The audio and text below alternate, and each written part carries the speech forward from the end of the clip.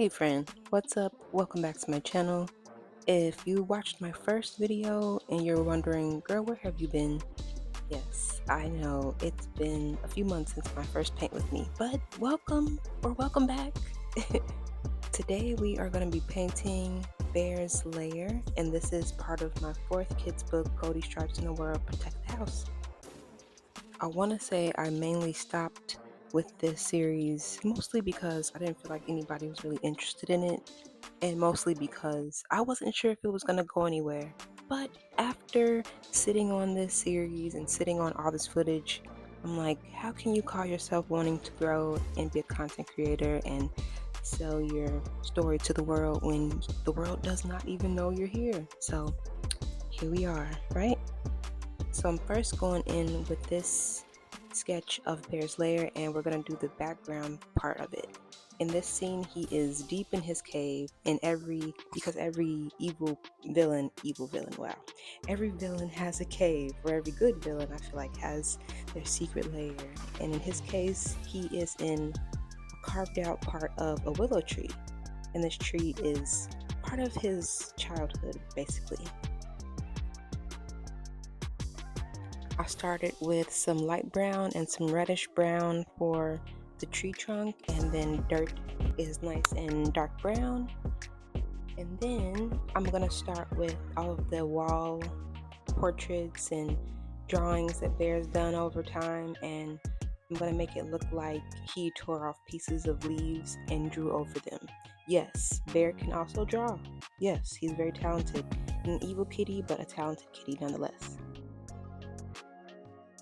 And within all of these drawings, as you'll see as time goes on, and I like to not show you everything and wait for the end so it can be a surprise for you too, but all of the little details in this photo obviously are super important, and some are nods to movies like Inglourious Basterds and Star Wars, and basically elements of his personality.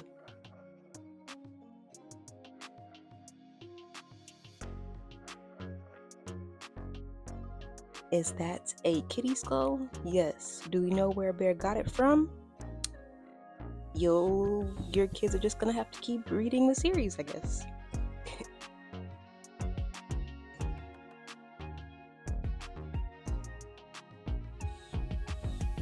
Now that we have all of the leaves in the background of the pictures painted, we're gonna go in on Mr. Bear himself here.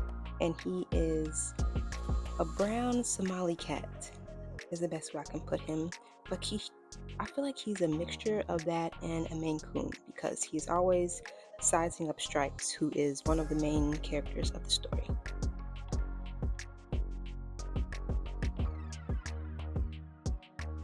I want to say that Bear is truly the protagonist or antagonist. Wow. He's truly the antagonist of Goldie Stripes and the World, and right now he's the only antagonist that you can see. That's obvious. But I like to leave a little bit of room in between books. This is from book 4, but definitely by book 5, you'll know that Bear is not the only one that's trying to sabotage the secret feline organization.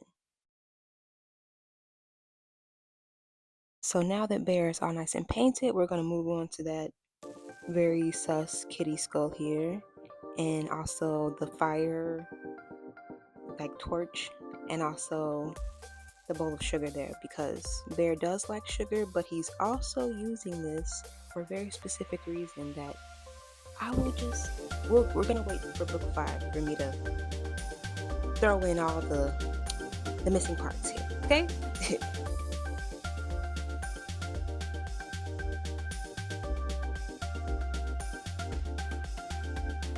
Also, I just wanted to say that painting in these little details, yes, with the toothpick, was time consuming, but it also worked out for me. I know you're saying, why didn't you just use a smaller paintbrush?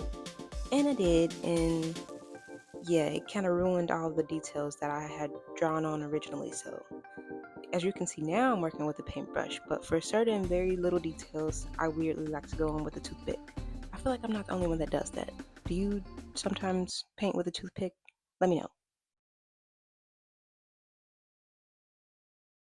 when it comes to this fire torch here, let's just say Bear knows his way around hazardous things like torches, gasoline, I don't know, chainsaws. Like, Bear has a very specific reason why he's so crafty. And again, you just have to wait until the story unfolds. I know I'm being annoying, but come on. I gotta leave a little bit of room for imagination, right?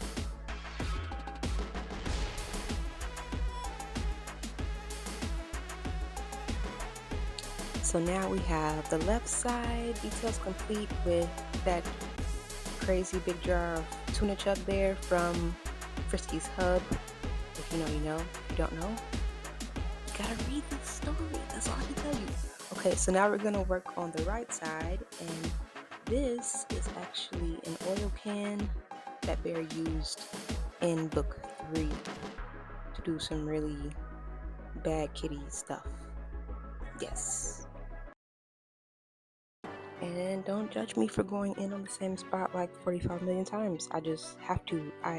Streaks, just like a lot of painters, streaks are just no bueno. But anywho, now we're going in on Mr. Bear's helmet that he uses especially for digging, but sometimes he does wear it as a fashion statement, not in front of anybody, because, you know, we can't get laughed at out here in the streets. And then I'm painting in a leftover, I was gonna call it a bee's nest. You guys know what this is. I'm spazzing here at the moment in this 100-degree weather. And this is leftover from book 3, King of the Bees. And from this little detail, I'm pretty sure you can tell who the king of the bees were. Or can you?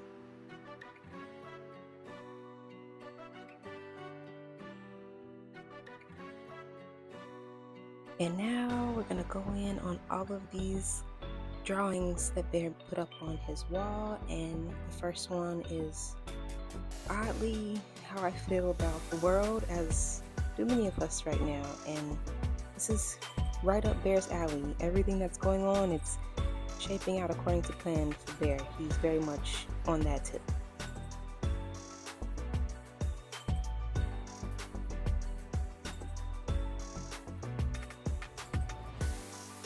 But with the way that the Goldie Stripes in the World series is, everything's just always so peaceful, and the SFO is always there to take care of everybody. I felt like in my story I had to have some duality. So with some good, you're gonna have some bad, and that is Bear's job here.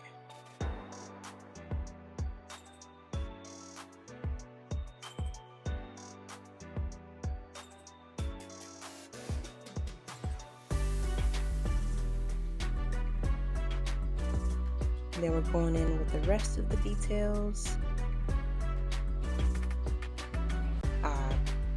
That's a pretty good hint right there about the story. Not gonna say too much. I know.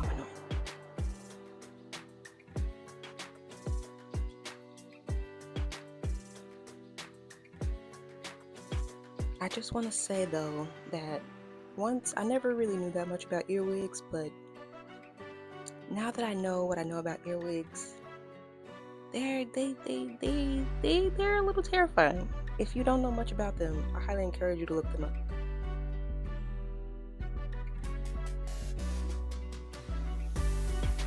And now we've shaded in the rest of, yep, that's Stripes, one of Bear's biggest mentors, which is weird that he would be up on the wall, right?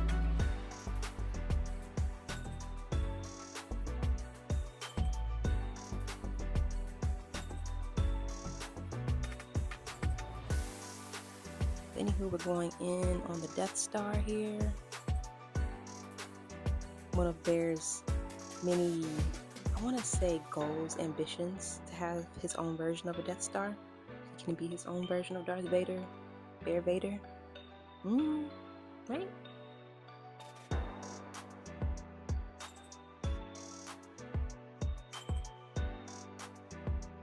Also, a side tip, with a lot of this painting, I had to kind of guess where my pencil lining would be, and I'm a total noob when it comes to painting illustrations, especially for books, but I mean with my own I was going to do that. So I would say if you're going to do this and you're painting over your drawings, to, I mean, this might sound obvious, but to really make sure that you trace it in with a heavy hand so that you'll be able to see it once you paint over it. Because yeah, this didn't have to take so long, and it did. But I like the way it turns out in the end, so that's all that counts.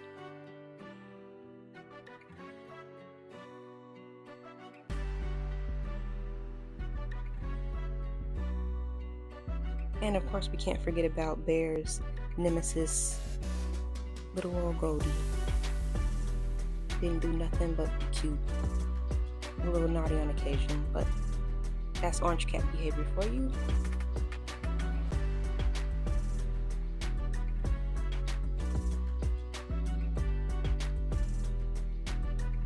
And this one especially, I didn't want to ruin the pencil line, so I just went in with a black colored pencil so that you can still see the pup sketch, which is going to be a big deal in book 5.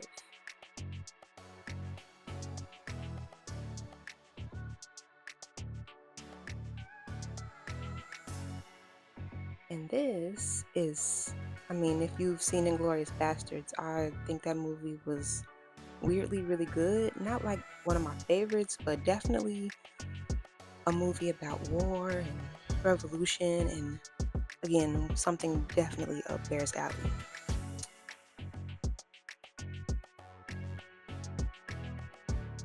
Next up, we have the Secret Feline Organization, or the SFO, the symbol for the organization. And Bear is actually a huge part of the SFO, so it's a little awkward for him to have this kind of on his hit list wall, I guess this is what you want to call it.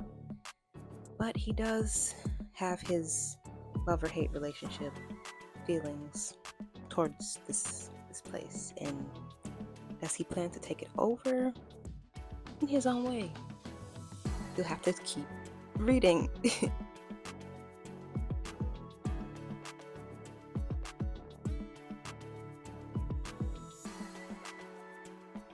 And now we are officially done with Bear's Lair. I hope you all enjoyed this paint with me. Stick around because I am going to keep going with the series. I promise you, next week I'll be dropping another video. So stay tuned for that, and I'll see you next time. Subscribe if you haven't. Later.